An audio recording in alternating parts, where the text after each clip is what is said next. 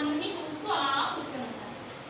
ఒక మహిళ మాత్రం డబ్బు తీసుకోలేదు, వజ్రాలు తీసుకోలేదు, నగలు తీసుకోలేదు, ఏమి తీసుకోలేదు.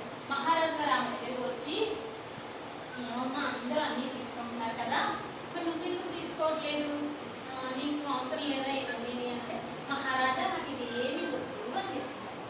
అవునా, ఎందుకు వద్దమ్మా, ఇది అందరూ చక్కగా హ్యాపీగా ఉండాలి, నా ప్రజలందరూ